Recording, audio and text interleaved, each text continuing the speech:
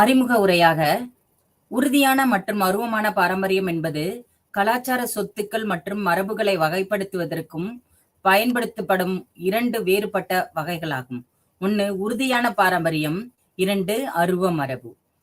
உறுதியான பாரம்பரியம் என்பது கலாச்சார, வரலாற்று, கட்டடக்கலை அல்லது தொல்பொருள் முக்கியத்துவத்தை வைத்திருக்கும் உடல், கலைப்பொருட்கள், கட்டமைப்புகள் மற்றும் தளங்களை குறிக்கின்றது. இதுக்கு எடுத்துக்காட்டாக சொல்லணும்னா நினைவு சின்னங்கள், கட்டிடங்கள், கலைப்பொருட்கள், கலை படைப்புகள், கையெழுத்து பிரதிகள் மற்றும் பண்டைய நகரங்கள், கோயில்கள் அல்லது தொல்பொருள் தலங்கள், இந்த மாதிரி உள்ள வரலாற்று தலங்களை இதுல அடங்கும் உறுதியான பாரம்பரியத்துல. அருவ மரபு என்பது சமூகங்கள், குழுக்கள் மற்றும் தனிநபர்கள் தங்கள் கலாச்சார பாரம்பரியத்தின் ஒரு பகுதியாக அங்கீகரிக்கும் மரபுகள், வெளிப்பாடுகள், அறிவு மற்றும் திறன்களை உள்ளடக்கியது. இதுக்கு எடுத்துக்காட்டாக சொல்லணும்னா இந்த பிரிவுல வாய்மொழி மரபுகள், கலை நிகழ்ச்சிகள், அதாவது இசை, நடனம், நாடகம், இதெல்லாம் இதுக்குள்ள அடங்கும். அப்புறம் பாத்தீங்கன்னா சடங்குகள், பண்டிகை நிகழ்வுகள், பாரம்பரிய கைவினை திறன், இதெல்லாம் இதுல உள்ளடக்கியதுதான் அருவ மரபுகள். கலாச்சார பாரம்பரியத்தின் முக்கிய பண்புகளாக நம்ம பார்ப்பது அடையாளம் மற்றும் தொடர்ச்சி, பன்முகத்தன்மை, பரிமாற்றம், முக்கியத்துவம். இதுல பாத்தீங்கன்னா அடையாளம் மற்றும் தொடர்ச்சியில பண்பாட்டு பாரம்பரியமானது இன்றைய சமூகங்களை அவர்களின் முன்னோர்கள் மற்றும் கலாச்சார வேர்களுடன் இணைக்கும் அடையாளத்தையும் தொடர்ச்சியையும் வழங்குகிறது. இந்த அடையாளம் மற்றும் தொடர்ச்சி அவங்களோட வழிவகை, அதாவது வம்சா வழி அப்படின்னு சொல்றோம், அந்த வழிவகையா கொண்டு வரதை இதுல சொல்லியிருக்காங்க. அடுத்து பன்முகத்தன்மை அப்படிங்கிறது இது பல்வேறு பகுதிகள், சமூகங்கள் மற்றும் வரலாற்று காலகட்டங்களில் மனித படைப்பாற்றல் மற்றும் வெளிப்பாட்டின் பன்முகத்தன்மையை பிரதிபலிக்குது அப்படின்னு சொல்லிட்டு இந்த பன்முகத்தன்மையில சொல்றாங்க. அடுத்து பரிமாற்றம் பாத்தீங்கன்னா கலாச்சார பாரம்பரியம் என்ன பாக்குறோம் அப்படின்னு பாத்தீங்கன்னா கல்வி, வாய்மொழி மரபுகள், சடங்குகள் மற்றும் சமூக நடைமுறைகள், இந்த மாதிரி இருக்கிற பல்வேறு வழிகளில் தலைமுறைகளிலிருந்து தலைமுறைக்கு அனுப்பப்படுகிற விஷயங்களை தான் என்ன சொல்றாங்க அப்படின்னா, செயல்பாடுகளை தான் என்ன சொல்றாங்கன்னா பரிமாற்றம் அப்படின்னு சொல்லிட்டு சொல்றாங்க. அடுத்து இதனோட முக்கியத்துவம் அப்படின்னு பார்த்தோம்னா இது கலாச்சார, சமூக, பொருளாதார மற்றும் அரசியல் முக்கியத்துவத்தை கொண்டுள்ளதுன்னு சொல்றாங்க. அதுக்கப்புறம் பாத்தீங்கன்னா இதுல கூட்டு நினைவுகள் வடிவமைக்கப்படுகிறது, அது இல்லாம சமூக ஒற்றுமைக்கு பங்களிக்குது அப்படின்னு சொல்லிட்டு இந்த கலாச்சார பாரம்பரியத்தை சொல்றாங்க, பண்புகளாக கூறுறாங்க. அடுத்து நம்ம பாக்குறது கலாச்சார பாரம்பரியத்தின் முக்கியத்துவம். இதனோட முக்கியத்துவம் என்ன அப்படின்னு பாத்தீங்கன்னா 1 பாதுகாத்தல், 2வது கல்வி, 3வது சுற்றுலா மற்றும் பொருளாதாரம், 4வது அடையாளம் மற்றும் சொந்தமானது.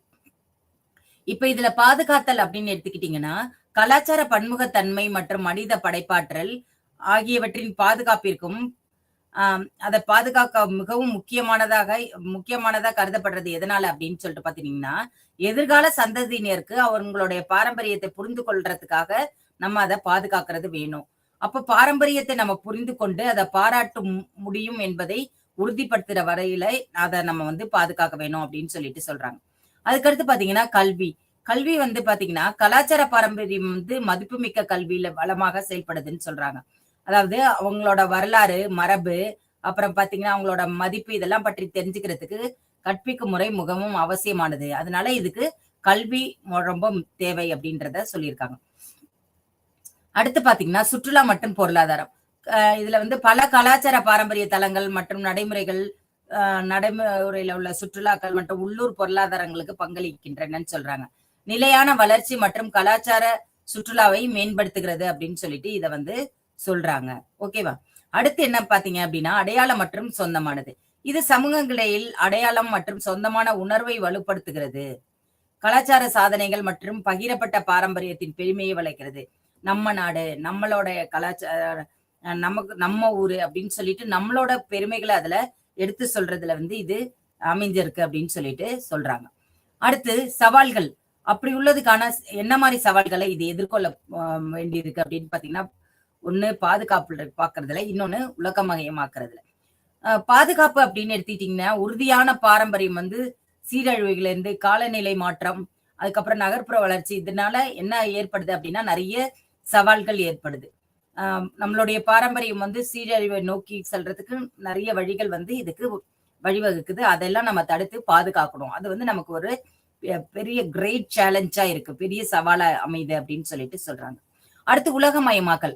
பாரம்பரிய நடைமுறைகள் மற்றும் அறிவை அச்சுறுத்தும் உலகமயமாக்கல், நவீனமயமாக்கல் மற்றும் மாறிவரும் வாழ்க்கை முறைகளால அருவமான பாரம்பரியம் ஆபத்தில் இருக்கலாம் அப்படின்னு சொல்லிட்டு சொல்லியிருக்காங்க. அதாவது என்ன அப்படின்னு சொல்லிட்டு பார்த்தோன்னா, நம்ம பாரம்பரியத்தை வந்து பேணி பாதுகாக்கணும் அப்படின்றதுக்காக தான் நம்ம வந்து என்ன பண்ணிட்டு இருக்கோம் அப்படின்னு சொல்லிட்டு பார்த்தோம்னா, நம்மளுடைய சுற்றுலாத்துறையில உள்ள இந்த மாதிரி உள்ள இடங்களை வந்து நம்ம பாதுகாத்து அதை வழிவமை வழிவகை செஞ்சு அதை சுற்றுலா பயணிகளோ இல்ல ஆர்வலர்களோ வந்து பாக்குறதுக்கு எப்படி அமையணுமோ அதை பேஸ் பண்ணி தான் நம்ம என்ன பண்ணிட்டு இருக்கோம் அப்படின்னு சொல்லிட்டு பார்த்தோம்னா, அதை பாதுகாப்பு பண்ணி வச்சுட்டு வரோம். அதுல அந்த பாதுகாப்பு பண்ணி வைக்கிறதே என்ன ஆக்குறோம் அப்படின்னா உலகமயமாக்கல் அப்படின்னு சொல்லிட்டு அந்த பாரம்பரிய நடைமுறைகள் மற்றும் அறிவை அச்சுறுத்தும் உலகமயமாக்கல் செய்திகளை நம்ம என்ன பண்றோம் அப்படின்னு சொல்லிட்டு பார்த்தோம்னா நவீனமயமாக்குறோம்னு சொல்லிட்டு அதை திருப்பியும் வந்து ரீஒர்க்கோ இல்ல மாடிஃபையோ இந்த மாதிரி பண்ணும்போது அதனுடைய தன்மைகள் வந்து மாறி வருது. அது வந்து வாழ்க்கை முறைகளால அந்த அது வந்து மாற்றம் ஏற்படுறதுக்கு வாய்ப்பு இருக்கு அப்படின்றத சொல்றாங்க. சுருக்கமா சொல்லணும்னா கலாச்சார பாரம்பரியம் என்பது மனித சமூகத்தின் பன்முகத்தன்மை மற்றும் படைப்பாற்றலை பிரதிபலிக்கும் உறுதியான மற்றும் அருவமான கூறுகளின் செழுமையான நாடா ஆகும் அப்படின்னு சொல்லிட்டு சொல்றாங்க. அடையாளங்களை வடிவமைப்பதிலும் கலாச்சாரங்களுக்கு இடையே புரிதலை வளர்ப்பதிலும் நிலையான வளர்ச்சி மற்றும் அமைதியை ஊக்குவிப்பதிலும் இது முக்கிய பங்கு வகிக்குது அப்படின்னு சொல்லிட்டு சொல்றாங்க. எனவே பண்பாட்டு பாரம்பரியத்தை பாதுகாக்கவும் பதுக்கவும் முயற்சிகள் நடப்பு மற்றும் எதிர்கால சந்ததியின் நல்வாழ்வுக்கு மிகவும் அவசியமான ஒன்று அப்படின்னு சொல்லிட்டு இதுல சொல்றாங்க. அப்போ இத வந்து நம்ம பாதுகாத்து பத்திரப்படுத்த வேணும் அப்படின்றத வந்து இதுல நமக்கு சொல்லியிருக்காங்க. அடுத்து நம்ம பாக்குறது கலாச்சார பாரம்பரியமாக கலைகள். கலை எப்படி வந்து ஆர்ட் அஸ் அ கலாச்சாரம் கல்ச்சுரல் ஹெரிட்டேஜ் எப்படி இருக்கு அப்படின்னு சொல்லிட்டு பார்க்க போறோம். இப்ப கலாச்சார பாரம்பரியமாக கலை ஏன் கருதப்படுது அப்படின்னு சொல்லிட்டு பார்த்தோம்னா இதுல பாத்தீங்கன்னா சமூகங்கள் குறிப்பிடத்தக்க கலாச்சார வரலாறு அல்லது அழகியல் மதிப்பை கொண்டிருக்கும் காட்சிகள் செவிவழி செய்திகள் அல்லனா செயல்திறன் அடிப்படையிலான வெளிப்படையாக கூறப்படுகிற செய்திகள் இதெல்லாம் இதுல வந்து குறிக்கும் அப்படின்னு சொல்லிட்டு சொல்லியிருக்காங்க. அப்புறம் பாத்தீங்கன்னா இது கலாச்சார அடையாளம் பாரம்பரியம் மற்றும் கூட்டு நினைவகத்திற்கான அவர்களின் பங்களிப்பிற்காக முக்கியத்துவம் வாய்ந்ததாக கருதப்படுது அப்படின்னு சொல்லிட்டு சொல்லியிருக்காங்க. அப்போ இதுல வந்து பல்வேறு வகையான படைப்பு மனித முயற்சிகளை உள்ளடக்கி இருக்கு அப்படின்னு சொல்லிட்டு சொல்லியிருக்காங்க. இப்ப இந்த பாரம்பரிய கலை வடிவமைப்புகளுடைய வடிவங்கள் என்ன அப்படின்னு சொல்லிட்டு பாத்தீங்கன்னா ஒண்ணு காட்சி கலைகள். காட்சி கலைகள் என்பது கலைகளின் ஓவியங்கள், சிற்பங்கள், மண்பாண்டங்கள், ஜவுளி, கட்டிடக்கலை மற்றும் புகைப்படம் இந்த மாதிரி எடுத்தல் ஆகியவை இதுல அடங்கும் அப்படின்னு சொல்லிட்டு பாத்தீங்கன்னா காட்சி கலையில அடங்கும் அப்படின்னு சொல்லிட்டு சொல்றாங்க. அடுத்து பாத்தீங்க அப்படின்னா இதுல எடுத்துக்காட்டா எதை சொல்றாங்கன்னா லியோனார்டோ டாவின்சி, மோனலிசா. அதாவது லியோனார்டோ டாவின்சினோட மோனலிசா படத்தை பாத்தீங்கன்னா நம்ம எங்க இருந்து பார்த்தாலும் அது வந்து நம்மள பாக்குற மாதிரியே இருக்கும். எந்த டைரக்ஷன்ல எந்த பார்த்தாலும் அது வந்து ஒரு புன்முறுவலோட நம்மள பாக்குற மாதிரியே இருக்கும். அது வந்து எடுத்துக்காட்டா சொல்றாங்க. அடுத்து பாத்தீங்கன்னா மைக்கேல் ஏஞ்சலோவின் டேவிட் போன்ற சின்னமான கலை படைப்புகள் வந்து இதுல வந்து நமக்கு எடுத்துக்காட்டுக்காக சொல்லியிருக்காங்க. அது மாதிரி பாத்தீங்கன்னா பிரான்சிஸ் லாகாஸ் போன்ற பண்டைய குகைகள்ல உள்ள ஓவியங்கள் மற்றும் இந்தியாவில் உள்ள தாஜ்மஹால், அஜந்தா எல்லோரா கேவ்ஸ் இந்த மாதிரி போன்ற நிறைய பாரம்பரிய கலைகளை வந்து இதுக்கு எடுத்து சொல்லியிருக்காங்க. ரெண்டாவதா நம்ம பாக்குறது வந்து கலை நிகழ்ச்சிகள். இப்ப இந்த கலை நிகழ்ச்சிகள் அப்படின்னு சொல்லிட்டு எடுத்துட்டோம்னா அதனோட கலை நிகழ்ச்சிகள்னு எதை சொல்றாங்க அப்படின்னு சொல்லிட்டு பாத்தீங்கன்னா கலை நிகழ்ச்சிகள் இசை, நடனம், நாடகம், ஒப்பாரா மற்றும் நேரடி நிகழ்ச்சிகளை உள்ளடக்கிய சடங்குகளை தான் என்ன சொல்றாங்க அப்படின்னா கலை நிகழ்ச்சிகள் அப்படின்னு சொல்லிட்டு சொல்றாங்க. எடுத்துக்காட்டாக இதுக்கு என்ன சொல்லணும் அப்படின்னு சொல்லிட்டு பார்த்தோம்னா பாரம்பரிய இசை அமைப்புகள் வந்து அதுக்கப்புறம் பாத்தீங்கன்னா பாலை, பிளேமோங்கா போன்ற பாரம்பரிய நடன வடிவங்கள், அப்புறம் பாத்தீங்கன்னா லேக்ஸ்பியரின் நாடகங்கள், அடுத்து பல்வேறு கலாச்சாரங்களில் நிகழ்த்தப்படும் பாரம்பரிய விழாக்கள் மற்றும் சடங்குகள் இதெல்லாம் உள்ளடக்கியதுதான் எது அப்படின்னு சொல்லிட்டு பாத்தீங்கன்னா கலை நிகழ்ச்சிகள் அப்படின்னு சொல்லிட்டு சொல்றாங்க. அடுத்து மூணாவது நம்ம பார்த்தோம்னா இலக்கிய கலைகள். இந்த இலக்கிய கலைகளை வந்து இலக்கிய கலைகள் அப்படின்னா என்ன அப்படின்னு சொல்லிட்டு பார்த்தோம்னா இலக்கிய கலைகளின் இலக்கியம், கவிதை, வாய்மொழி மரபுகள் மற்றும் கலாச்சார விழுமியங்கள் மற்றும் கதைகளை வெளிப்படுத்தும் எழுதப்பட்ட படைப்புகளை தான் இதை என்ன சொல்றாங்க அப்படின்னா இலக்கிய கலைகள் அப்படின்னு சொல்லிட்டு சொல்றாங்க. சரியா? கைவினை திறன் மற்றும் பயன்பாட்டு கலைகள். இந்த கைவினை திறன் பாரம்பரிய திறன்கள் மற்றும் செயல்பாடு அல்லது அலங்கார பொருட்களை உருவாக்க பயன்படுத்தும் நுட்பங்களை உள்ளடக்கியதுதான் நம்ம பார்க்கிற இந்த கைவினை திறன் மற்றும் பயன்பாட்டு கலைகள் அப்படின்னு சொல்றது. இதுக்கு எடுத்துக்காட்டாக எது சொல்றாங்க அப்படின்னு சொல்லிட்டு பாத்தீங்கன்னா, மண்பாண்டங்கள் மற்றும் மண்பாண்டங்களால் செய்யப்படுற பொருட்கள், அப்புறம் நெசவு மற்றும் ஜவுளி, உலோக வேலை மற்றும் நகை தயாரித்தல், பாரம்பரிய தச்சு அது மரவேலை, இந்த மாதிரி இருக்கிறத தான் என்ன சொல்றாங்கன்னா கைவினை திறன் மற்றும் பயன்பாட்டு கலைகள் அப்படின்னு சொல்றாங்க. அடுத்து நம்ம பாக்குறது வந்து கலாச்சார பாரம்பரியமாக கலையின் முக்கியத்துவம் என்ன அப்படிங்கிறத பத்தி பார்க்க போறோம். இந்த கலாச்சார பாரம்பரியமாக கலையின் முக்கியத்துவம் அப்படின்னு சொல்லிட்டு பார்த்தோன்னா, இதுல எதை சொல்றாங்கன்னா அதனோட அடையாளம் மற்றும் வெளிப்பாட சொல்றாங்க. அடுத்ததாக சொல்றது அறிவு பரிமாற்றத்தை சொல்றாங்க. மூணாவதா சொல்றது அழகியல் மதிப்புகளை சொல்றாங்க. நாலாவதா சொல்றது வந்து சமூகத்தின் பிரதிபலிப்பை பத்தி சொல்றாங்க. சரியா? இதுல வந்து சமூகம் நம்ம பாக்குற அடையாளம் மற்றும் வெளிப்பாடு அப்படின்னு சொல்லிட்டு பார்த்தோம்னா, இதுல வந்து சமூகம் அப்படின்னு சொல்லிட்டு பாத்தீங்க அப்படின்னா, சமூகங்களுக்கு இடையான கலாச்சார அடையாளங்கள், நம்பிக்கைகள், மதிப்புகள் மற்றும் வரலாறுகளை வெளிப்படுத்தும் ஒரு வழிமுறையாக இதை என்ன சொல்றாங்க அப்படின்னா கலை செயல்பாடு அப்படின்னு சொல்லிட்டு இதை சொல்றாங்க. அடுத்து அறிவு பரிமாற்றம். இதுல எப்படி அறிவு பரிமாற்றம் ஏற்படுகிறது அப்படின்னு சொல்லிட்டு எப்படி சொல்றாங்க அப்படின்னா, கலைமரபுகள் மற்றும் நுட்பங்கள் பெரும்பாலும் தலைமுறைகள் வழியாக அனுப்பப்படுற விஷயம். அது அந்த குடும்பங்களுக்குள்ள அந்த கலைகளை வந்து பிரதிபலிக்கிறது மூலயமா ஏற்படுறதுதான் என்ன சொல்றாங்கன்னா கலாச்சார பாரம்பரியம் அப்படின்னு சொல்லிட்டு சொல்றாங்க.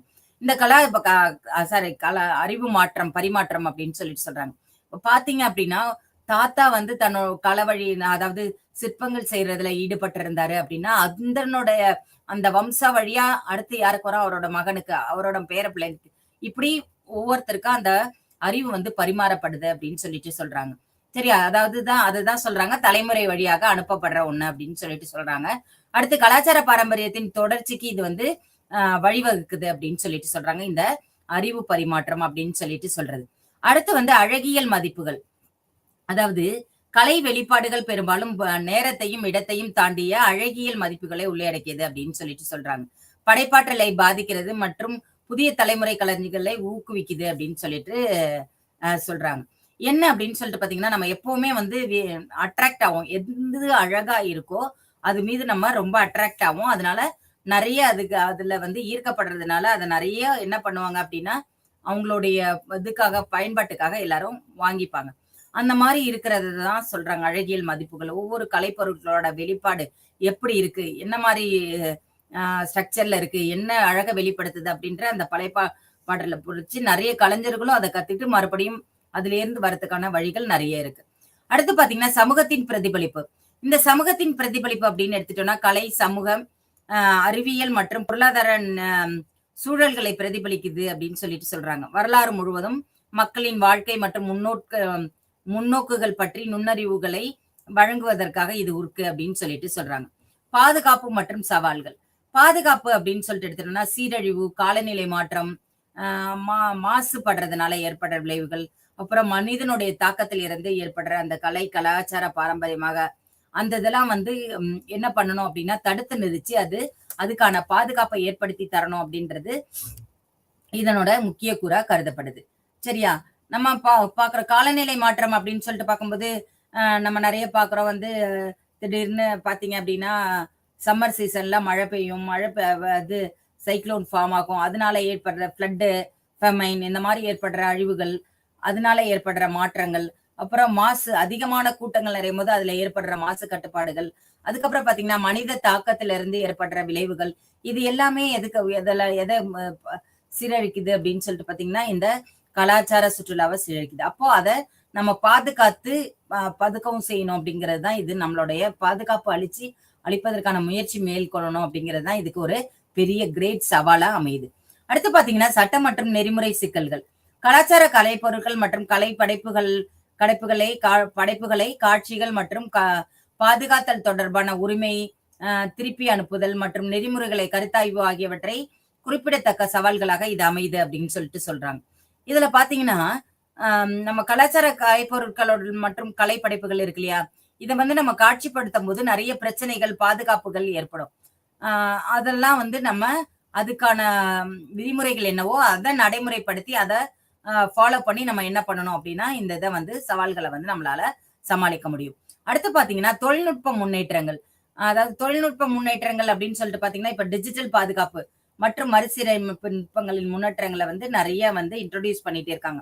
கலைப்படைப்புகள் மற்றும் கலாச்சார கலைப்பொருட்களை பாதுகாக்க மற்றும் பாதுகாக்கும் முயற்சிகளுக்கு உதவுகின்றன இந்த டிஜிட்டல் பாதுகாப்பு அப்படின்னு சொல்லிட்டு சொல்றது. அடுத்து பாத்தீங்க அப்படின்னா கலாச்சார பாரம்பரியம் மற்றும் உலகளாவிய தாக்கம். கலாச்சார பாரம்பரியம் எப்படி உலகளாவிய தாக்கத்துல இருக்கு, குளோபலைசேஷன்ல இருக்கு அப்படின்னு சொல்லிட்டு பாத்தீங்கன்னா சுற்றுலா மற்றும் பொருளாதாரம். இதுல நம்ம பாக்குறது சுற்றுலா மற்றும் பொருளாதாரம், சர்வதேச ஒத்துழைப்பு. இதுல சுற்றுலா மற்றும் பொருளாதாரத்தை எடுத்துக்கிட்டீங்கன்னா பல கலைப்படைப்புகள் மற்றும் கலாச்சார பாரம்பரிய தலங்கள் வந்து சுற்றுலா பயணிகளை இருக்கின்றன.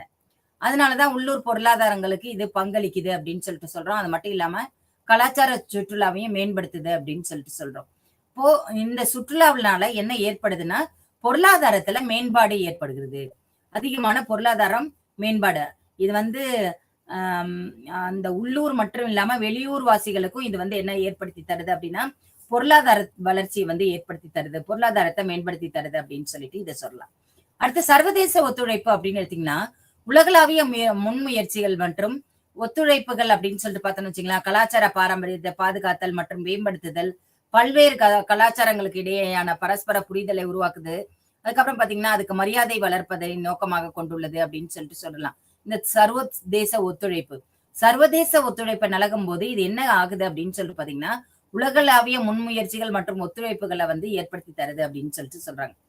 ஆக சுருக்கமாக பார்க்க போனோம்னா கலாச்சார பாரம்பரியமாக வரலாறு முழுவதும் மனித சமூகங்களின் படைப்பு சாதனைகள் மற்றும் வெளிப்பாடுகளை உள்ளடக்கியதுதான் இந்த கலாச்சார பாரம்பரியம் அப்படின்னு சொல்றது. அடுத்து பாத்தீங்கன்னா அடையாளங்களை வடிவமைப்பதிலும் கலாச்சார தொடர்ச்சியை வளர்ப்பதிலும் உலகளாவிய ரீதியான பல்வேறு கலாச்சார மரபுகளுக்கான பாராட்டுகளை ஊக்குவிப்பதிலும் இது முக்கிய பங்கு வகிக்குது அப்படின்னு சொல்லிட்டு சொல்றாங்க. அடுத்து நம்ம பாக்குறது பாரம்பரியத்தை பாதுகாத்தல் மற்றும் வளப்படுத்துதல். பாரம்பரியத்தை பாதுகாத்தல் என்பது என்ன அப்படின்னு பாத்தீங்கன்னா அதாவது preservation and conservation of the cultural heritage. இது பாத்தீங்க அப்படின்னா இது என்ன சொல்றாங்கன்னா எதிர்கால சந்ததியினருக்கு அதன் நீண்ட ஆயுளையும் அணுகலையும் உறுதி செய்வதற்கான கலாச்சார பாரம்பரியத்தை பாதுகாத்தல் அவசியம் அப்படின்னு சொல்றாங்க. அப்போ அதை நம்ம சேஃபா பாதுகாக்கணும், பராமரிக்கணும், நிர்வகிக்கணும். இந்த செயல்பாடுகளை உள்ளடக்கியதுதான் இந்த கலாச்சார பாரம்பரியத்தை பாதுகாத்தல் மற்றும் பராமரித்தல் அப்படின்னு சொல்லிட்டு நம்ம சொல்றது. இப்ப பார்த்தோம் அப்படின்னா வரலாற்று தலங்கள், நினைவு சின்னங்கள், கலைப்பொருட்கள், மரபுகள் என்ற அறிவு ஆகியவற்றை உள்ளடக்கிய உறுதியான மற்றும் அருவமான பாரம்பரியத்தை பாதுகாப்பதற்கு தான் இந்த நடைமுறைகள் முக்கியமானவை அப்படின்னு சொல்லிட்டு சொல்றாங்க. இதனோட இலக்குகளாக நம்ம என்னத்தை சொல்றோம் அப்படின்னு சொல்லிட்டு பாத்தீங்கன்னா இயற்கை மற்றும் மனிதனால் தூண்டப்பட்ட அச்சுறுத்தல்களிலிருந்து கலாச்சாரிய பாரம்பரியத்தை பாதுகாக்க வேண்டும். இயற்கையால ஏற்படுற இயற்கை சீற்றங்கள், அது மட்டும் இல்லாம மனிதனால தூண்டப்படுற அச்சுறுத்தல்கள், இதிலிருந்து இந்த கலாச்சாரத்தை பாதுகாக்க வேணும் அப்படின்னு சொல்லிட்டு சொல்றாங்க.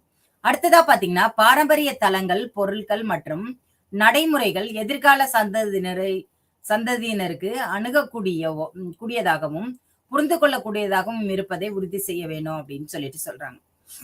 நம்ம நிறைய பாரம்பரிய தலங்கள்லாம் பாக்குறோம், அது மாதிரி பொருட்களையும் பாக்குறோம், அது மாதிரி அவங்களுடைய நடைமுறைகளையும் பாக்குறோம். இது என்ன பண்ணணும், இது அனைத்துமே எதிர்கால சந்ததியினர் வந்து ஈஸியா அணுகக்கூடிய வழியில, அவங்க புரிந்து கொள்ள வழியில இருக்கு அப்படிங்கறத தெரிஞ்சுக்கிற மாதிரிக்கான வழி வந்து ஏற்படுத்தி தரணும் அப்படின்னு சொல்லிட்டு சொல்றாங்க. அது வந்து இதனுடைய இலக்கா கருதப்படுது அப்படின்னு சொல்லிட்டு சொல்றாங்க.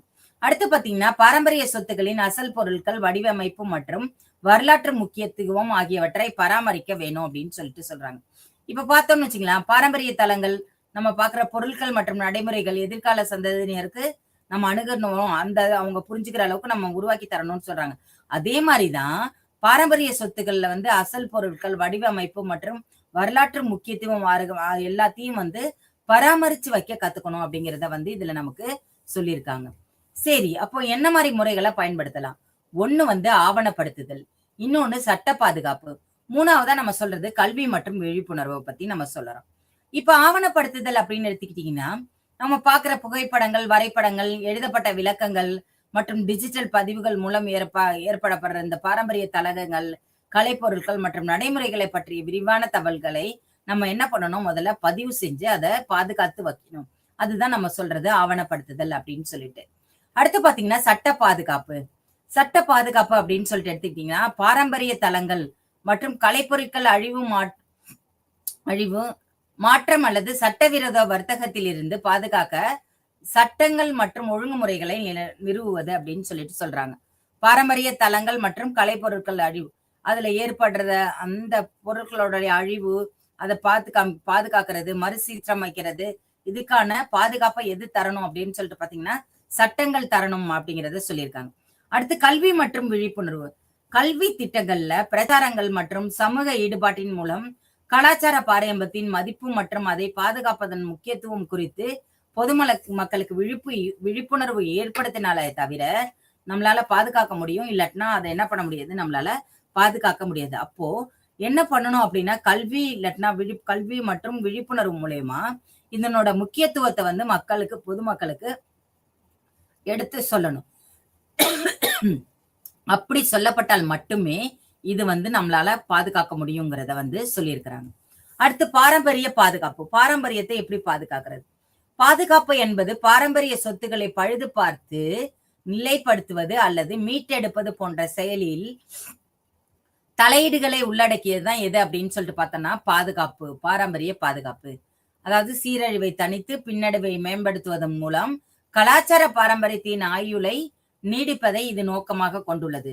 சரி, இதனுடைய நோக்குகள் என்ன, இலக்குகள் என்ன? மேலும் சீரழிவை தடுக்க மரபு சொத்துக்களை நிலைப்படுத்தி சரி செய்தல் வேண்டும். சரி, ஓகே. அடுத்ததா என்ன சொல்றாங்க அப்படின்னு பாத்தீங்கன்னா பாரம்பரிய தலங்கள் மற்றும் பொருட்களை அவற்றின் அசல் அல்லது வரலாற்று முக்கியத்துவம் வாய்ந்த நிலைக்கு மீட்டமைக்க வேண்டும் அப்படின்னு, மறுசீரமைப்பு செய்தல் மிகவும் அவசியமானது அப்படின்னு சொல்லிட்டு சொல்றாங்க. சரி, மூணாவதா என்ன சொல்றாங்க அப்படின்னு பாத்தீங்கன்னா பாரம்பரிய சொத்துக்களின் வரலாறு மதிப்பை மதித்து சமகால பயன்பாட்டிற்கு மாற்றி அமைக்கவும் செய்யணும் அப்படிங்கிறத இந்த இலக்குகளா, அதாவது பாரம்பரிய பாதுகாப்புடைய இலக்குகளா சொல்றாங்க. அடுத்து முறைகள். இதனுடைய முறைகள் அப்படின்னு எடுத்துட்டோம்னா மறுசீரமைப்பு செய்தல்.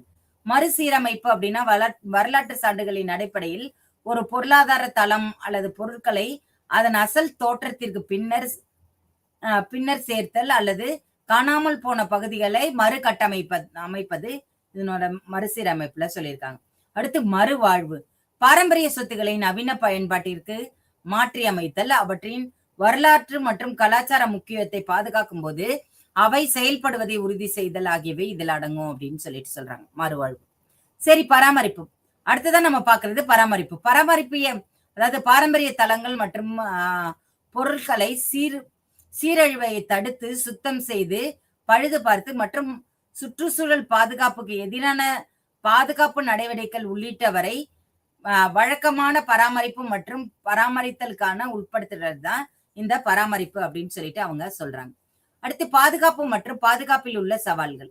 பாதுகாப்பு மற்றும் பாதுகாப்பில் உள்ள சவால்களாக எதை சொல்றாங்கன்னா சுற்றுச்சூழல் காரணிகள், அதுக்கு அடுத்து மனித செயல்பாடுகள், மூணாவது பொருளாதார தடைகள், நாலாவது சமநிலை பயன்பாட்டு மற்றும் பாதுகாப்பு அப்படின்னு சொல்லிட்டு சொல்றாங்க. சுற்றுச்சூழல் காரணிகள் அப்படின்னு எடுத்துட்டோம்னா இயற்கை பேரழிவுகள், காலநிலை மாற்றம், மாசுபாடு, அடுத்து பாத்தீங்கன்னா மற்றும் உயிரியல் காரணிகள் அப்படின்னு சொல்லிட்டு, அதாவது அஞ்சு பூச்சிகள் இதெல்லாம் போய் அரிக்கிறது, அந்த மாதிரி இருக்கிறதுனால ஏற்படுறது. இப்ப ஷீஷோர் ரீஜியனா இருந்தா அதுல ஏற்படுற உப்பு காத்து அரிச்சு எடுக்கிறது. அதுக்கப்புறம் பாத்தீங்கன்னா இப்போ ஓலைச்சுவடிகள், இந்த மாதிரி காகிதம் அந்த மாதிரி இருக்கிறதெல்லாம் போயிட்டு அதனுடைய ரெக்கார்ட்ஸ் எல்லாம் வந்து அரிக்கிறது. அந்த மாதிரி இருக்கிற காரணிகள் இதெல்லாம் வந்து நம்ம என்ன பண்ணணும் அப்படின்னா ஏற்படாத அளவுக்கு தடுக்கணும். பாரம்பரிய தலங்கள் மற்றும் பொருட்களை வந்து கணிசமாக சேதப்படுத்தும் இந்த மாதிரி காரணிகள்ல இருந்து அதை பாதுகாத்து வைக்கணுங்கிறது இது தலையாய பாதுகாப்புல ஒரு இதா கருதப்படுது. அடுத்து மனித செயல்பாடுகள். மனித செயல்பாடுகள் அப்படின்னு சொல்லிட்டு பார்த்தோம்னா முக்கால்வாசி என்ன பண்றாங்க அப்படின்னா நகரமயமாக்கல், தொழில்மயமாக்கல், நாச வேலை, கொள்ளை மற்றும் புறக்கணிப்பு, இது மாதிரி நிறைய கலாச்சார பாரம்பரியத்தின் அதாவது ஒருமைப்பாட்டை வந்து அச்சுறுத்தும் மனித செயல்பாடுகள் நிறைய இருக்கு. அதெல்லாம் வந்து நம்ம தடுத்து நிறுத்தி என்ன மாதிரி கொண்டு வரணுமோ அந்த மாதிரி கொண்டு வரணும். அடுத்து பொருளாதார தடைகள். பொருளாதாரத்துல நிறைய தடைகள், அதாவது வரையறுக்கப்பட்ட நிதி, அதுக்கப்புறம் வந்துட்டு வளங்கள் பாதுகாப்பு மற்றும் பாதுகாப்பு முயற்சிகளை தடுக்கலாம். அதுக்கு குறிப்பாக பொருளாதார சவால்கள் நிறைய இருக்கு. இப்போ ஒரு இடத்த பராமரிக்கணும், அதை வந்து நல்ல முறையில வைக்கணும் அப்படின்னா அதுக்கு பொருளாதாரம் தேவை. அப்போ அந்த பொருளாதாரத்துக்கான வந்து தடைகள் வந்து நீடிச்சிருக்கு. அப்போ பொருளாதார சவால்கள்ல உள்ள பிராந்தியங்கள்ல வந்து இதை தடுத்து நிறுத்தி அதுக்கான வழிவகைகளை செய்யணும்.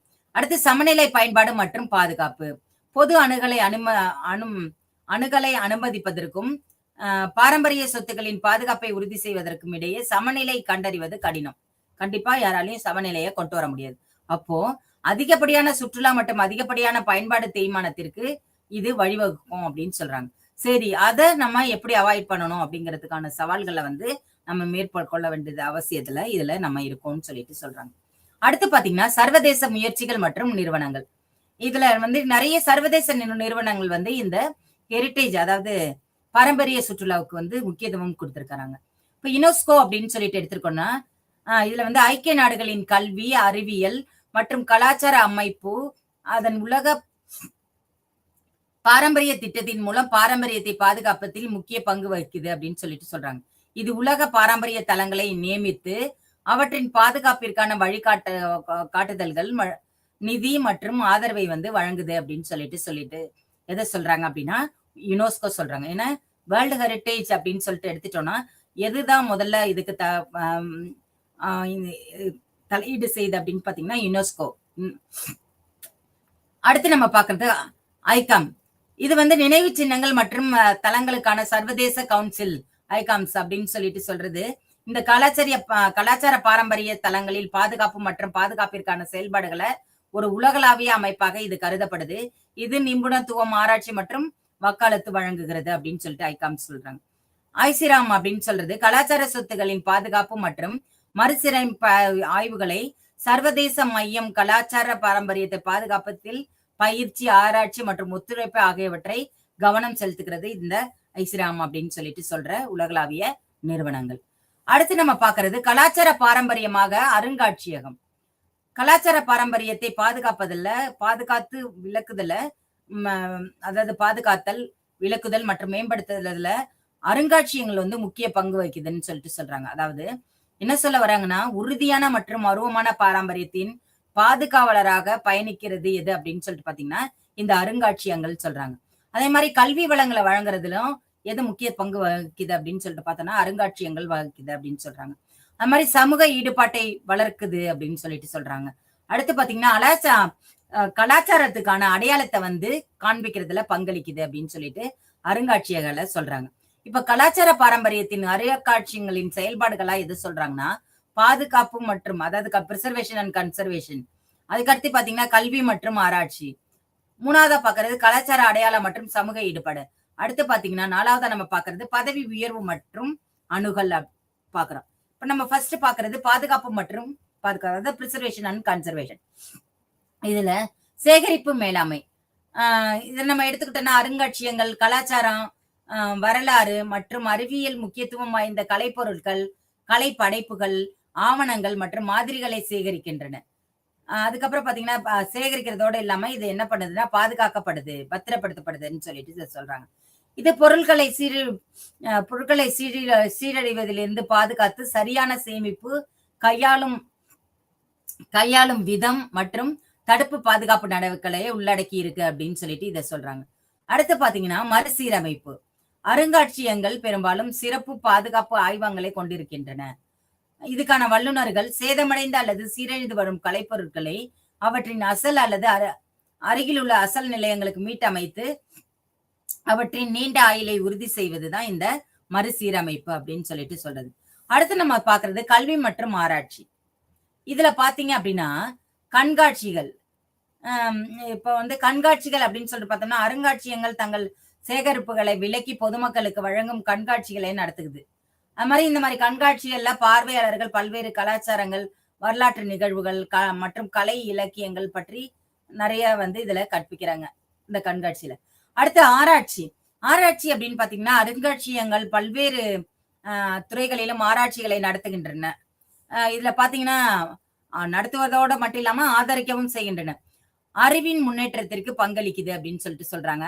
அப்புறம் பாத்தீங்க அப்படின்னா அவர்களின் பெரும்பாலும் கல்வி நிறுவனங்களுடன் ஒத்துழைத்து வளங்களையும் நிபுணத்துவையும் வழங்குறது. முக்கால்வாசி இந்த ஆராய்ச்சிகள் வந்து எஜுகேஷனல் இன்ஸ்டிடியூஷன் கூட தான், கல்வி நிறுவனங்களோ கூட தான் இந்த ஆராய்ச்சிகள் வந்து மேற்கொள்ளப்படுகின்றன அப்படின்னு சொல்லிட்டு சொல்றாங்க. அடுத்து பாத்தீங்கன்னா பொது நிகழ்ச்சிகள். அருங்காட்சியகங்கள் கல்வி நிகழ்ச்சிகள், அருங்காட்சியகங்கள் என்ன பண்றேன்னா கல்வி நிகழ்ச்சிகள், பணிப்பட்டறைகள், அப்புறம் பாத்தீங்கன்னா விரிவுரைகள் மற்றும் வழிகாட்டப்பட்ட சுற்றுலா பயணங்கள், பல்வேறு பார்வையாளர்களை ஈடுபடுத்துவதற்கான கலாச்சார பாரம்பரியத்தை பற்றிய அவர்களின் புரிதலை மேம்படுத்துவதற்கு வழிவகை செய்கின்றன. இதுல பொது நிகழ்ச்சிகளை. அடுத்து நம்ம பாக்குறது கலாச்சார அடையாளம் மற்றும் சமூக ஈடுபாடு. இதுல பாத்தீங்கன்னா கலாச்சார பிரதிநிதித்துவம். அருங்காட்சியகங்கள் சமூகங்களின் கலாச்சார பன்முகத்தன்மையை பிரதிபலிக்கின்றன அப்படின்னு சொல்லிட்டு சொல்றாங்க மற்றும் கொண்டாடுகின்றன அப்படின்னு சொல்லிட்டு சொல்றாங்க. வெவ்வேறு சமூகங்கள் தங்கள் வரலாறுகள் மற்றும் அடையாளங்களை பிரதிபலிப்பதற்கான ஒரு இடத்தை வழங்குது இந்த கலாச்சார பிரதிநிதித்துவம் அப்படின்னு சொல்லிட்டு சொல்றாங்க. அதுக்கு அடுத்து பாத்தீங்கன்னா சமூக ஈடுபாடு. இப்ப இதுல அருங்காட்சியகங்கள் அப்படின்னு சொல்லிட்டு எடுத்துட்டோம்னா பெரும்பாலும் உள்ளூர் சமூகங்களுடன் இணைந்துதான் இது சமூக ஈடுபாடானது நடைபெறுகிறது. அவர்களுக்கு பொருத்தமான மற்றும் அர்த்தமுள்ள கண்காட்சிகள் மற்றும் நிகழ்ச்சிகளை உருவாக்கி அவர்களின் பாரம்பரியத்தை உரிமையை மற்றும் பெருமையை இது வளர்க்கிறது அப்படின்னு சொல்லிட்டு இதை சொல்றாங்க. அடுத்து பாத்தீங்கன்னா பதவி உயர்வு மற்றும் அணுகல். பதவி உயர்வு மற்றும் அணுகல் இதுல எப்படி அடங்குதுன்னு பாருங்க. அதாவது டிஜிட்டல் முன்முயற்சிகள், உள்ளடக்கிய நடைமுறைகளை இதுல சொல்றாங்க. டிஜிட்டல் முன்முயற்சிகள் அப்படின்ட்டு எதை சொல்றாங்கன்னா பல்வேறு அருங்காட்சியகங்கள்ல தங்கள் சேகரிப்புகளை உலகளாவிய பார்வையாளர்களுக்கு அணுக டிஜிட்டல் தொழில்நுட்பத்தை பயன்படுத்துறாங்க. மெய்நிகர் சுற்றுலா பயணங்கள், ஆன்லைன் தரவுத்தளங்கள் மற்றும் டிஜிட்டல் கண்காட்சிகள் உலகில் எங்க இருந்தாலும் அந்த கலாச்சாரத்தை ஆராய மக்கள் அனுமதிக்கின்றன. சரியா? Through digital network. அடுத்து பாத்தீங்கன்னா உள்ளடக்கிய நடைமுறைகள்.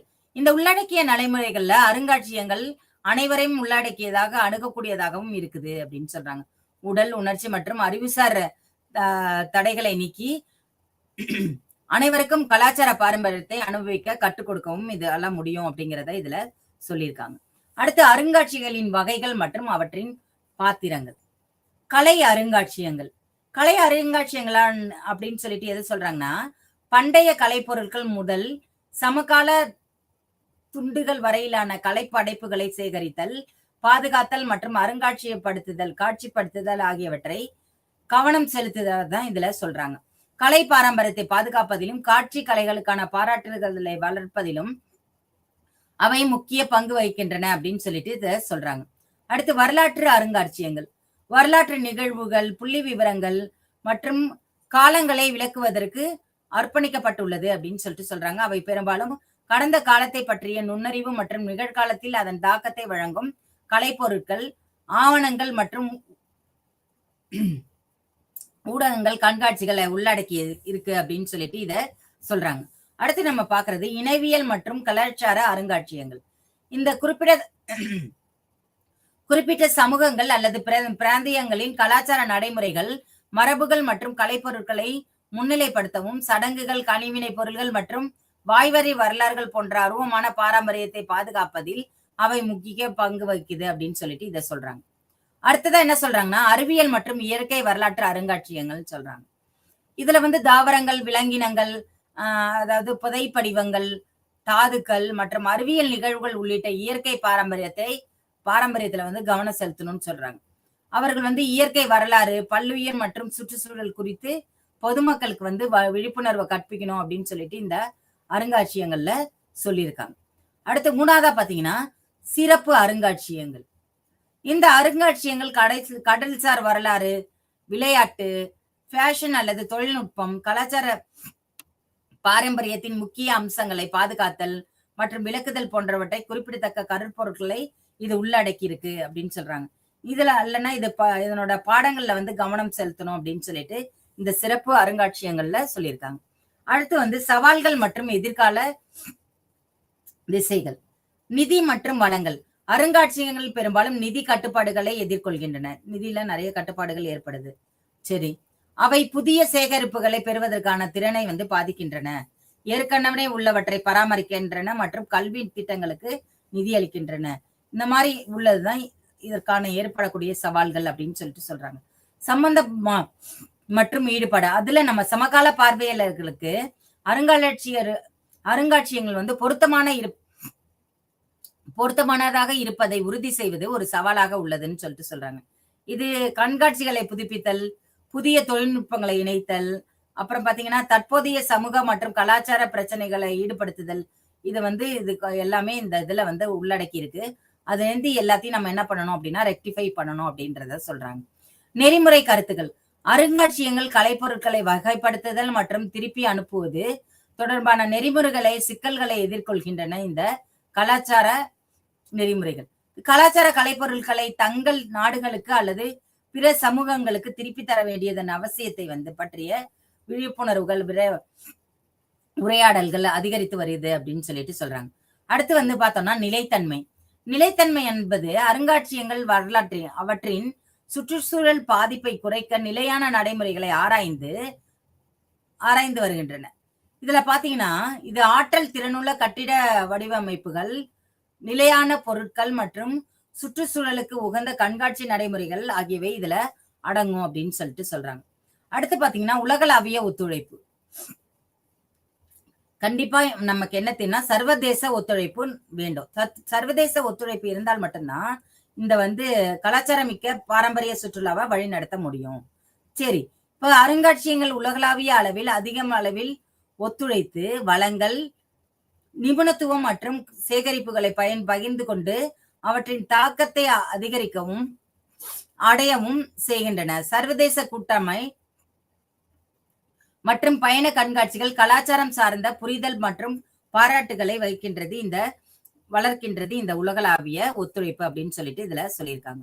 அடுத்து நம்ம இத சுருக்கமாக சொல்லணும்னா, உறுதியான பாரம்பரியம் என்பது கலாச்சார வரலாற்று அல்லது கட்டிடக்கலை முக்கியத்துவத்தை கொண்ட உடல் கலை பொருட்கள் மற்றும் கட்டமைப்புகளை கொண்டுள்ளது அப்படின்னு சொல்லிட்டு இதை சொல்றாங்க. எடுத்துக்காட்டாக நினைவு சின்னங்கள், கட்டிடங்கள், கலை படைப்புகள், கையெழுத்து பிரதிகள் மற்றும் தொல்பொருள் தளங்கள் ஆகியவை இதுல அடங்கும் அப்படின்னு சொல்லிட்டு இதுல சொல்லியிருக்காங்க.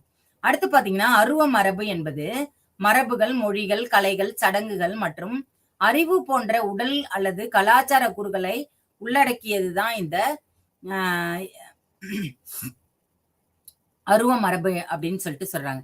இதுக்கு எடுத்துக்கிட்டாக வாய்வழி மரபுகள், இசை, நடனம், திருவிழாக்கள் மற்றும் பாரம்பரிய கைவினை திறன் அதெல்லாம் உள்ளடக்கியதுதான் இந்த அருவ மரபுன்னு சொல்றாங்க. அருவமான பாரம்பரியத்தை பாதுகாப்பது, ஆவணப்படுத்துதல், கல்வி மற்றும் சமூக ஈடுபாடு ஆகியவற்றில் கவனம் செலுத்துது. அப்படி இருக்கிறது தான் என்ன சொல்றாங்க அப்படின்னு சொல்லிட்டு பாத்தீங்கன்னா அருவ மரபு அப்படின்னு சொல்லிட்டு சொல்றாங்க. கலாச்சார அடையாளம், கல்வி மற்றும் கலாச்சார பன்முகத்தன்மையை பேணுவதற்கு 2 வகையான பாரம்பரியங்களும் முக்கியமானவை. இந்த 2 நம்ம பாக்குற உறுதியான பாரம்பரியமும் அருவ பாரம்பரியமும் ரொம்ப முக்கியமானவை அப்படின்னு சொல்லிட்டு சொல்றாங்க. எதிர்கால சந்ததியினர் தங்கள் கலாச்சார பரப்புகளை பாராட்டுறதுக்கும் கற்றுக்கொள்ளவும் இது மூலயமா முடியும் அப்படிங்கிறத சொல்றாங்க. உறுதியான மற்றும் அருவமான பாரம்பரியத்தை பாதுகாப்பதற்கான முயற்சிகள் மிகவும் அவசியமான ஒன்றாக இந்த அழகுல கூறுறாங்க. அடுத்து நம்ம பாக்குறது அழகு எண் 9, சுற்றுச்சூழல் சுற்றுலா, எக்கோ டூரிசம். சுற்றுச்சூழல் சுற்றுலா என்பது 2வது அதிகாரம் அளித்தல் மற்றும் அதிகாரமின்மை, 3வது அதிகாரம் அளித்தலின் முக்கிய அம்சங்கள் அப்படின்னு சொல்லிட்டு சொல்றாங்க. இப்ப சுற்றுச்சூழல் சுற்றுலாவின் முக்கிய கொள்கைகள் என்ன அப்படின்னு பாத்தீங்கன்னா, சுற்றுச்சூழல் பாதுகாப்பு மிகவும் அவசியமான ஒன்று. இயற்கை வாழ்விடங்கள் மற்றும் வனவிலங்குகளை பாதுகாத்தல் வேண்டும். கல்வி, பயணிகளுக்கு சுற்றுச்சூழல் மற்றும் உள்ளூர் கலாச்சாரங்கள் பற்றிய கல்வி அனுபவங்களை வழங்குதல் வேண்டும் சொல்றாங்க. 3வது நிலைத்தன்மை, சுற்றுலா நடவடிக்கைகள் இயற்கை வளங்களை குறைக்காது அல்லது சுற்றுச்சூழல் அமைப்புகளுக்கு தீங்கு விளைவிக்காது அப்படின்னு சொல்லிட்டு இதனோட நிலைத்தன்மையை சொல்றாங்க. அடுத்து சமூக நன்மைகள், உள்ளூர் பொருளாதாரங்களை ஆதரித்தல் மற்றும் உள்ளூர் சமூகங்களை மேம்படுத்துவது இந்த சமூக நன்மைகளை ஊக்குவிக்குது அப்படின்னு சொல்லிட்டு சொல்றாங்க. அடுத்து 4வது பாத்தீங்கன்னா 5வதா பாத்தீங்கன்னா கலாச்சார மரியாதை, உள்ளூர் மரபுகள் மற்றும் வாழ்க்கை முறைகளை அதற்கான மரியாதை முறையை ஊக்குவிக்கிறது தான் இந்த கலாச்சார மரியாதைன்னு சொல்றாங்க. இந்த கொள்கைகளை கடைபிடிப்பதன் மூலம் சூழலான பயணத்திற்கான மிகவும் நெறிமுறை மற்றும் நிலையான அணுகுமுறையை மேம்படுத்துவதை நோக்கமாக இது கொண்டுள்ளது அப்படின்னு சொல்லிட்டு இதை நமக்கு சொல்றாங்க. அடுத்து நம்ம பாக்குறது அதிகாரம் அளித்தல் மற்றும் அதிகாரமின்மை. அதிகாரம் அளித்தல் மற்றும் அதிகாரமின்மை என்பது சமூக, பொருளாதார மற்றும் அரசியல் சூழல்களில் அடிக்கடி விவாதிக்கப்படும் கருத்துக்கள் தனிநபர்கள் அல்லது குழுக்களாக தங்களின் வாழ்க்கைகள் மற்றும் சூழ்நிலைகள் மீது அதிகாரம் காட்டுவது, கட்டுப்பாடு மற்றும் நிறுவனத்தை பெரும் அல்லது இழக்கும் வழிவகைகளை இது குறிக்குது அப்படின்னு சொல்றாங்க.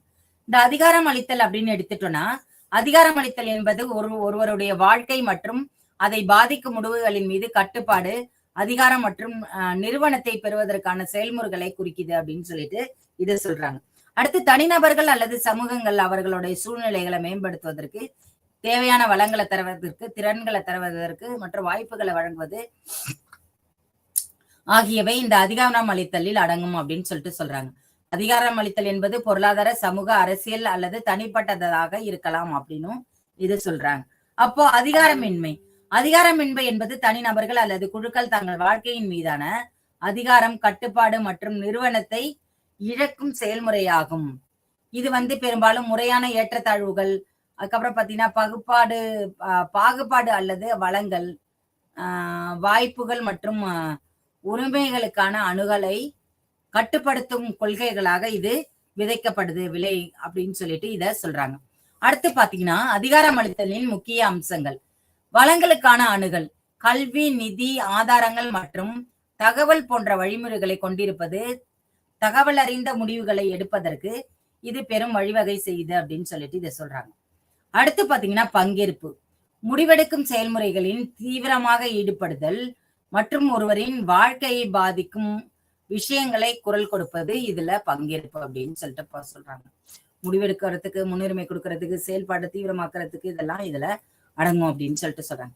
அடுத்து நம்ம பாக்குறது தன்னம்பிக்கை மற்றும் நடவடிக்கைகளை எடுப்பதற்கும் ஒருவரின் உரிமைகளை உறுதிப்படுத்துவதற்கும் தன்னம்பிக்கை மிகவும் அவசியமான ஒன்று. அந்த தன்னம்பிக்கை உருவாக்குதல் அவசியம்ன்றத சொல்லியிருக்காங்க. உரிமைகள் மற்றும் சுதந்திரம், நம்மளோட உரிமைகளை நம்ம தான் பேணி பாதுகாக்க வேண்டும். அதனோட சுதந்திரம் பற்றி இதுல சொல்றாங்க. தனிநபர்கள் தங்கள் இலக்குகளை மற்றும் இலட்சியங்களை தொடர சட்ட மற்றும் சமூக உரிமைகள் இருப்பதை உறுதி செய்தல் வேண்டும். அப்படி இருந்தாதான் அவங்களால என்ன பண்ண முடியும்னா அதை பேணி பாதுகாக்க முடியும் அப்படின்றத சொல்றாங்க. அடுத்து திறன் மேம்பாடு, இந்த தனிநபர்கள் தங்கள் நோக்கங்களை அடைய திறன்கள் மற்றும் திறன்களை உருவாக்குதல் போன்ற செயல்பாடுகளில் அவங்க ஈடுபட்டு திறன் மேம்பாடை உருவாக்கி தராங்க அப்படின்னு சொல்லிட்டு சொல்றாங்க. அதுக்கப்புறம் அதிகாரமின்மையின் முக்கிய அம்சங்களாக சொல்றது என்ன அப்படின்னு பாத்தீங்கன்னா, அதாவது வளங்களுக்கான அணுகல் இல்லாமை, கல்வி, நிதி ஆதாரங்கள் மற்றும் தகவல் அறிந்த முடிவுகளை எடுப்பதற்கு தேவையான தகவல் ஆகியவற்றை இது இழக்கின்றது அப்படின்னு சொல்லிட்டு சொல்றாங்க. விளக்குதல், முடிவெடுப்பதற்கும் செயல்முறைகளிலிருந்து ஒதுக்கப்பட்ட அல்ல ஒதுக்கப்பட்டிருப்பது மற்றும் ஒருவரின் வாழ்க்கையை பாதிக்கும் விஷயங்களில் சிறிதும் குரல் கொடுக்காமல் இருப்பது விளக்குதல் அப்படின்னு சொல்லிட்டு இத சொல்றாங்க. அடுத்து குறைந்தபட்ச சுயமரியாதை, பெரும்பாலும் சமூக இழிவு அல்லது பாகுபாடு காரணமாக தன்னம்பிக்கை மற்றும் சுய மதிப்பின் பற்றாக்குறையை அனுபவிக்கிறது அப்படின்னு சொல்லிட்டு இத சொல்றாங்க. அடுத்ததான் நம்ம பாத்தீங்கன்னா உரிமைகள் மறுப்புல எடுத்துட்டோம்னா, தனிநபர்கள் தங்கள் உரிமைகள் மற்றும் சுதந்திரங்களை பயன்படுத்துவதை தடுக்கும் சட்ட அல்லது சமூக தடைகளை எதிர்கொள்வது இந்த உரிமைகள் பாதுகாப்பு அப்படின்னு சொல்லிட்டு சொல்றாங்க. அடுத்து சார்பு, தன்னிறைவை அடைவதற்கான வழிகள் அல்லது வாய்ப்புகள் இல்லாமல் வெளிப்புற உதவியை நம்பி இருப்பது சார்பு அப்படின்னு சொல்லிட்டு சொல்றாங்க. சரியா? அப்போ சமூக ஏற்றத்தாழ்வுகளை நிவர்த்தி செய்வதற்கும் அனைத்து தனிநபர்களுக்கும் தங்கள் முக்கிய திறனை செலவழித்து பயிற்சிகள் செய்வதற்கு வாய்ப்புள்ள சூழ்நிலைகளை உருவாக்குவதற்கு இந்த கருத்துக்களை புரிந்து கொள்வது மிகவும் அவசியமானது அப்படின்னு சொல்லிட்டு இத சொல்றாங்க. அடுத்து நம்ம பாக்குறது சுற்றுலா மற்றும் நிலையான வளர்ச்சி. சுற்றுலா மற்றும் நிலையான வளர்ச்சி ஆகியவை சுற்றுச்சூழல் பாதுகாப்பு, பொருளாதார வளர்ச்சி மற்றும் சமூக நல்வாழ்வை சமநிலைப்படுத்துவதை நோக்கமாக கொண்ட நெருங்கிய தொடர்புகள் உள்ள கருத்துக்களை தான் இதுல சொல்றாங்க. அவை எவ்வாறு ஒன்றோடு ஒன்று இணைக்கப்படுது அப்படிங்கிறதையும் இதுல நமக்கு சொல்லியிருக்காங்க. சரியா? அடுத்து பாத்தீங்கன்னா சுற்றுச்சூழலை பாதுகாப்பதற்கு, உள்ளூர் சமூகங்களின் நல்வாழ்வை மேம்படுத்துவதற்கும் இயற்கை பகுதிகளுக்கு செல்வதில் கவனம் செலுத்தும் ஒரு பொறுப்பான பயண வடிவமாக சுற்றுலா இருக்கு அப்படின்னு சொல்லிட்டு சொல்றாங்க. இந்த சுற்றுலாவில் எதிர்மறையான தாக்கங்களை குறைப்பதை நோக்கமாக கொண்டு அதன் எதிர்மறை விளைவுகளை அதிகப்படுத்துறாங்க. அடுத்து நம்ம பாக்குறது சுற்றுலாவின் முக்கிய கொள்கைகள். இத பாத்தீங்கன்னா பாதுகாப்பு, எதுக்கான பாதுகாப்பு? சுற்றுலாவுக்கான பாதுகாப்பு. இதுல பாத்தீங்கன்னா பாதுகாப்புனா இயற்கை வாழிடங்கள் மற்றும் பல்லுயிர்களை பாதுகாத்தல் மற்றும் பாதுகாத்து அதை பராமரித்தல் இந்த பாதுகாப்புல வரும் அப்படின்னு சொல்றாங்க. இதற்கான கல்வி அப்படின்னு எடுத்துட்டோம்னா சுற்றுச்சூழல் பிரச்சனைகள் மற்றும் கலாச்சார பாரம்பரியம் குறித்து பயணிகளுக்கும் உள்ளூர் மக்களுக்கும் கல்வி கற்பித்தல் இதுல அடங்கும் அப்படின்னு சொல்றாங்க. அடுத்ததா பாத்தீங்கன்னா நிலைத்தன்மை. சுற்றுலா நடவடிக்கைகள் வளங்களை குறைக்காமல் அல்லது நீண்ட கால பாதிப்பை ஏற்படுத்தாமல் இருப்பதை உறுதி செய்தல் நிலைத்தன்மை அப்படின்னு சொல்லிட்டு இதுல சொல்றாங்க. அடுத்து பாத்தீங்கன்னா சமூக ஈடுபாடு. சுற்றுலா திட்டமிடுதல் மற்றும் நன்மைகளில் உள்ளூர் சமூகங்களை ஈடுபடுத்துதல் அவசியம் அப்படின்னு சொல்லிட்டு சொல்றாங்க. அதுக்கானதுதான் இது என்ன சொல்றாங்கன்னா சமூக பண்பாடு அப்படின்னு சொல்லிட்டு சொல்றாங்க. அடுத்து பாத்தீங்கன்னா கலாச்சார மரியாதை. உள்ளூர் கலாச்சாரங்கள் மற்றும் மரபுகளுக்கான மரியாதை கொடுக்கணும். இப்போ சில கோயில்கள்லாம் பாத்தீங்கன்னா கட்டுப்பாடுகள் வச்சிருப்பாங்க, இப்படிதான் கோயிலுக்கு வரணும், இப்படிலாம் வரக்கூடாதுன்னு சொல்லிட்டு. அது அவங்களுடைய உள்ளூர் பாரம்பரியமாக காணப்படுது. அப்போ அந்த உள்ளூர் பாரம்பரியமான இதுக்கு கலாச்சாரத்துக்கு முக்கியத்துவம் கொடுத்து அதுக்கான சமூக ஈடுபாடை கொடுக்கணும் அப்படிங்கிறது தான் இதனோட முக்கிய கருத்தாக கலப்படுது. அடுத்து கலாச்சார மரியாதைகள். இந்த கலாச்சார மரியாதை அப்படின்னு பாத்தீங்கன்னா உள்ளூர் கலாச்சாரங்கள் மற்றும் மரபுகளுக்கான மரியாதையை ஊக்குவிக்கிறது தான் இந்த உள்ளூர் கலாச்சாரங்கள் மற்றும் மரபுக்கான மரியாதைன்னு சொல்லிட்டு சொல்றாங்க. அடுத்து பாத்தீங்கன்னா நிலையான அபிவிருத்தி. நிலையான வளர்ச்சி என்பது எதிர்கால சந்ததியினர் தங்கள் சொந்த தேவைகளை பூர்த்தி செய்யும் திறனை சமரசம் செய்யாமல் நிகழ்காலத்தில் தேவை பூர்த்தி செய்யும் ஒரு பரந்த கருத்தாகும். எது அப்படின்னு பாத்தீங்கன்னா நிலையான அபிவிருத்தி அப்படிங்கிறது. இது 3 முக்கிய தூண்களை உள்ளடக்கி இருக்குன்னு சொல்றாங்க. ஒண்ணு சுற்றுச்சூழல் நிலைத்தன்மை, 2வது பொருளாதார நிகழ்த்தன்மை, 3வதா பாக்குறது சமூக நிலைத்தன்மை. சரி, நம்ம சுற்றுலா மற்றும் நிலையான வளர்ச்சி எப்படி இருக்கு அப்படிங்கிறத பார்க்கணும். சுற்றுலா மற்றும் நிலையான வளர்ச்சி ஆகியவை சுற்றுச்சூழல் பாதுகாப்பு, பொருளாதார வளர்ச்சி மற்றும் சமூக நல்வாழ்வை சமநிலைப்படுத்துவதை நோக்கமாக கொண்ட முக்கிய தொடர்புடைய கருத்துக்களை உள்ளடக்கியதுதான் இந்த சுற்றுலா அப்படின்னு சொல்லிட்டு சொல்றாங்க. அவை வெவ்வேறு ஒன்றோடு ஒன்று இணைக்கப்பட்டிருக்கு அப்படின்னு சொல்றாங்க. ஒன்னோட ஒண்ணு நம்ம பாக்குறதுல எல்லாமே இந்த ஹெரிட்டேஜ் டூரிசம், அதாவது எக்கோ டூரிசம், சுற்றுலா ஒன்னோட ஒண்ணு இணைஞ்சிருக்கு அப்படின்னு சொல்லிட்டு சொல்றாங்க. அடுத்து சுற்றுலாவுடைய விளக்கம்.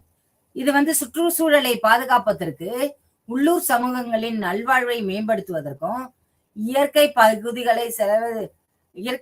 பகுதிகளுக்கு செல்வதில் கவனம் செலுத்துவதும் ஒரு பொறுப்பான பயண வடிவமாக சுற்றுலா உள்ளது அப்படின்னு சொல்றாங்க. அப்போ இந்த சுற்றுலாவின் எதிர்மறையான தாக்கங்களை குறிப்பதை நோக்கமாக கொண்டு அதன் நேர்மறை விளைவுகளை அதிகப்படுத்தணும் அப்படின்னு சொல்லிட்டு இதுல சொல்லியிருக்காங்க. அடுத்து நம்ம பாக்குறது சுற்றுலாவின் முக்கிய கொள்கைகள். இது பாதுகாப்பு, அதாவது இயற்கையான வாழ்விடங்கள் மற்றும் பல்லுயிர்களை பாதுகாத்தல் மற்றும் பராமரித்தல இதுல சொல்லியிருக்கிறாங்க. கல்வியில சுற்றுச்சூழல் பிரச்சனைகள் மற்றும் கலாச்சார பாரம்பரியம் குறித்து பயணிகளுக்கும் உள்ளூர் மக்களுக்கும் இருக்கிற கல்வியை கற்பிக்கணும் அப்படிங்கிறத இதுல சொல்லியிருக்காங்க. அடுத்து பாத்தீங்கன்னா நிலைத்தன்மையில சுற்றுலா நடவடிக்கைகள் வழங்குதல், வளங்களை குறைக்காமல் பாதுகாக்கிறது, அப்புறம் நீண்ட கால பாதிப்பை ஏற்படுத்தாமல் இருக்கிறத தடுக்கிறது, அதெல்லாம் உறுதி செய்தல் தான் நிலைத்தன்மையில சொல்றாங்க. அடுத்து பாத்தீங்கன்னா சமூக ஈடுபாடு. சுற்றுலா திட்டமிடல் மற்றும் நன்மைகளில் உள்ளூர் சமூகங்களை ஈடுபடுத்துதல்.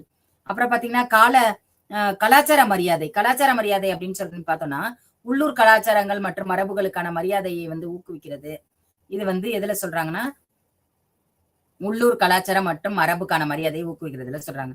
நிலையான அபிவிருத்தி என்பது நிலையான வளர்ச்சி என்பது எதிர்கால சந்ததியினர் தங்கள் சொந்த தேவைகளை பூர்த்தி செய்யும் திறன்களை சமரசம் செய்யாமல் நிகழ்காலத்தின் தேவைகளை பூர்த்தி செய்யும் ஒரு பரந்த கருத்தாக இதை சொல்றாங்க. இதுல 3 முக்கியத்துவங்கள் இருக்குன்னு சொல்லியிருக்காங்க. ஒன்று சுற்றுச்சூழல் நிலைத்தன்மை, பொருளாதார நிலைத்தன்மை, சமூக நிலைத்தன்மை அப்படின்னு சொல்லிட்டு இதை சொல்றாங்க. அப்போ சுற்றுச்சூழல் நிலைத்தன்மை மற்றும் நிலையான வளர்ச்சியில சுற்றுலா மற்றும் நிலையான வளர்ச்சி ஆகியவை சுற்றுச்சூழல் பாதுகாப்பு, பொருளாதார வளர்ச்சி மற்றும் சமூக நல்வாழ்வை சமநிலைப்படுத்துவது நோக்கமாக கொண்ட நெருங்கிய தொடர்புகளை உடைய கருத்துக்கள் இதுல இருக்கு அப்படின்னு சொல்லிட்டு சொல்றாங்க. அவை வெவ்வேறு ஒன்றோட இணைக்கப்படுது அப்படின்னு சொல்லிட்டு சொல்றாங்க. அப்போ இதுல நம்ம சுற்றுலா அப்படின்னு பார்த்தோம்னா இந்த சுற்றுச்சூழலை பாதுகாப்பதற்கு, உள்ளூர் சமூகங்களின் நல்வாழ்வை மேம்படுத்துவதற்கும், இயற்கை பகுதிகளை இயற்கை பகுதிகளுக்கு செல்வதில் கவனம் செலுத்துவதும் ஒரு பொறுப்பான பயண வடிவமாக சுற்றுச்சூழல் சுற்றுலா உள்ளதுன்னு சொல்லியிருக்காங்க. இந்த சுற்றுலாவின் எதிர்மறையான தாக்கங்களை குறைப்பதற்கான நோக்கமாக கொண்டு அதன் எதிர்மறையான விளைவுகளை வந்து அதிகப்படுத்தாம குறைக்கணும் அப்படிங்கிறத இதுல சொல்லியிருக்காங்க. அடுத்து பார்த்தோம்னா இந்த சுற்றுச்சூழல் சுற்றுலாவின் முக்கிய கொள்கைகள்னு சொல்லிட்டு நம்ம பார்த்தோம் இல்லையா, அதே மாதிரிதான் இதனுடைய நிலைத்தன்மையிலும் இதுல நம்ம அதனோட அபிவிருத்தி எப்படி இருக்குங்கிறத இதுல சொல்லியிருக்கோம். அடுத்து பாத்தீங்கன்னா நிலையான வளர்ச்சியின் முக்கிய கொள்கைகள். வளர்த்திறன் இது வந்து வளங்களை வந்து மிகவும் திறமையாக செயல்படுத்துதல் மற்றும் கழிவுகளை குறைத்தல், சமபங்கு அளித்தல், நன்மைகள் மற்றும் வாய்ப்புகளின் நியாயமான விநியோகத்தை உறுதி செய்தல், தலைமுறைகளுக்கு இடையான பொறுப்பு. இது வந்து எதிர்கால சந்ததியினருக்கு அவங்களுடைய இன்றியமான தாக்கத்தை வந்து கருத்தில் கொண்டு அவங்களுக்கு எதிர்கால சந்ததியினர் அதை அனுபவிக்கும் பொருட்டு நம்ம அதை ஏற்படுத்தி தரது. அடுத்து பாத்தீங்கன்னா முழுமையான அணுகுமுறை. முழுமையான அணுகுமுறைங்கிறது சுற்றுச்சூழல், பொருளாதாரம் மற்றும் சமூக இலக்குகளை ஒருங்கிணைச்சு அதை உருவாக்கி தருது. அடுத்து பாத்தீங்கன்னா சுற்றுச்சூழல் சுற்றுலா மற்றும் நிலையான வளர்ச்சி இடையே இணைப்பு, அதுக்குள்ள ஏற்படுற இணைப்புகள். இதுல பாத்தீங்கன்னா சுற்றுச்சூழல் பாதுகாப்பு, அதுக்கப்புறம் பொருளாதார நன்மைகள், சமூக வலுவூட்டல்கள், விழிப்புணர்வு மற்றும் கல்வி, இதெல்லாம் இதுல இருக்கு அப்படின்னு சொல்லிட்டு சொல்றாங்க. இப்ப சுற்றுச்சூழல் பாதுகாப்பு அப்படின்னு பாத்தீங்கன்னா சுற்றுச்சூழல் சுற்றுலா நேரடியாக பாதுகாப்பு முயற்சிகளை ஊக்குவிப்பதன் மூலமும் இயற்கை வாழ்விடங்களை பாதுகாப்பதன் முக்கியத்துவத்தை பற்றி பார்வையாளர்களுக்கு கற்பிப்பதன் மூலமும் சுற்றுச்சூழல் நிலைத்தன்மையை வந்து நம்மளால ஆதரிக்க முடியும் அப்படிங்கறத சொல்லியிருக்காங்க. ரைட்டா. நெக்ஸ்ட் வந்து பொருளாதார நன்மைகள்னு இதுல சொல்றாங்க. அதாவது சுற்றுலா பயணிகளை ஈர்ப்பதன் மூலமும் சுற்றுச்சூழல் சுற்றுலா உள்ளூர் சமூகங்களுக்கு வருமானத்தை உருவாக்கி தருவது, பொருளாதார வளர்ச்சிக்கு வந்து ஆதரவளிப்பது, அதுக்கப்புறம் வேலை வாய்ப்பை வழங்குவது, நிலையான வளர்ச்சியின் பொருளாதார துணுடன் இது வந்து ஒத்து போகுது அப்படின்னு சொல்லிட்டு சொல்றாங்க. அடுத்து சமூக வலுவூட்டல்கள். இந்த சுற்றுச்சூழல் சுற்றுலா என்பது உள்ளூர் சமூகங்களை திட்டமிடுதல் மற்றும் முடிவெடுப்பதில் ஈடுபடுறது, அவர்கள் சுற்றுலா நடவடிக்கைகளில் இருந்து பயனடைவதை உறுதி செய்கிறது. அதுக்கப்புறம் பாத்தீங்கன்னா இது சமூகங்களுக்கு அதிகாரம் அளிப்பதன் மூலமும் உள்ளூர் கலாச்சாரங்களை மதிப்பதன் மூலமும் சமூக நிலைத்தன்மையை ஊக்குவிக்குது அப்படின்னு சொல்லிட்டு சொல்றாங்க. அடுத்து விழிப்புணர்வு மற்றும் கல்வி அப்படின்னு எடுத்துட்டோம்னா சுற்றுச்சூழல் மற்றும் கலாச்சார பிரச்சனைகளை குறித்த விழிப்புணர்வை சுற்றுச்சூழல் சுற்றுலா எழுப்புகிறது. பயணிகள் மற்றும் உள்ளூர் மக்களிடையே பொறுப்புணர்வை வளர்க்கிறதுன்னு சொல்றாங்க. நீண்ட கால நிலையான வளர்ச்சிக்கு அவசியமான ஒன்றா இத சொல்றாங்க.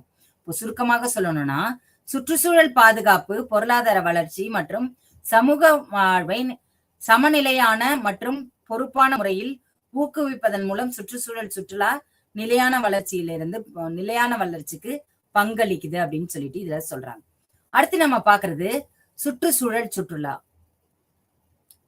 அதாவது இந்தியாவில் உள்ள சுற்றுச்சூழா, அதாவது எக்கோ டூரிசம் இன் இந்தியா. இந்தியாவின் சுற்றுச்சூழல் சுற்றுலா அப்படின்னு பார்த்தோம்னா இது பல ஆண்டுகளாக குறிப்பிடத்தக்க வேகத்தை கொண்டுள்ளது அப்படின்னு சொல்லிட்டு பெற்றுள்ளதுன்னு சொல்லிட்டு சொல்றாங்க. நிலையான பயணத்தை மேம்படுத்துவதற்கான நாடு அதன் வளமான பல்லுயிர், மாறுபட்ட நிலப்பரப்பு மற்றும் கலாச்சார பாரம்பரியத்தை வந்து மேம்படுத்துதல் இந்தியாவுல சுற்றுச்சூழல் பற்றிய சுற்றுலா வந்து பெரிய கண்ணோட்டமாக இதுல பார்க்கலாம் அப்படின்னு சொல்லிட்டு சொல்லியிருக்காங்க. இதுல முக்கியமாக சுற்றுச்சூழல் சுற்றுலா அப்படின்னு சொல்லிட்டு பார்த்தோம்னா கேரளா எடுத்துட்டீங்கன்னா கடவுளின் சொந்த நாடு அப்படின்னு சொல்லிட்டு அழைக்கப்படுது அப்படின்னு சொல்லிட்டு சொல்றாங்க கேரளாவை. பாத்தீங்கன்னா உப்பங்கழிகள், காடுகள் மற்றும் மலைகள் உள்ளிட்ட பல்வேறு சுற்றுச்சூழல் அமைப்புகளை வழங்குது. அப்புறம் பாத்தீங்கன்னா பெரியார் வனவிலங்கு சரணாலயம், வயநாடு, மேற்கு தொடர்ச்சி மலைகள் ஆகியவை இது வந்து கேரளாவுடைய முக்கிய சுற்றுச்சூழல் வரலாற்று தலங்களாக இது வந்து சுற்றுலா தலங்களாக கருதப்படுது அப்படின்னு சொல்லி சொல்றாங்க.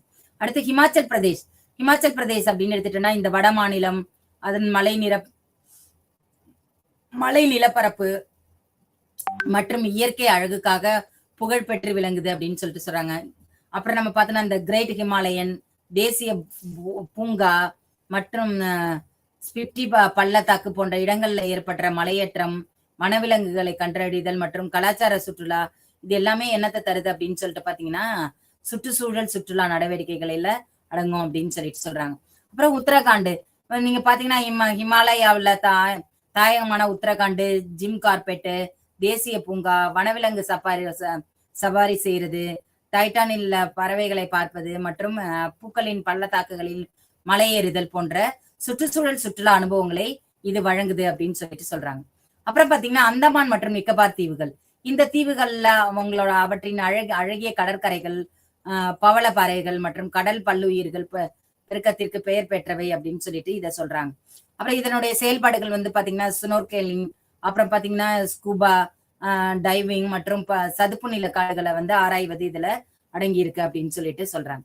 அடுத்து ராஜஸ்தான் அப்படின்னு எடுத்துட்டோம்னா அதனோட பாலைவனங்கள் மற்றும் அரண்மனைகளுக்கு அப்பால் உள்ளது. அப்புறம் ராஜஸ்தானின் புலிகள் பாதுகாப்பிற்காக அறியப்பட்ட ராந்தம்பூர் மற்றும் சரிஸ்கா தேசிய பூங்காக்கள் இதெல்லாம் வந்து சுற்றுச்சூழல் சுற்றுலா இடங்களாக கருதப்படுது.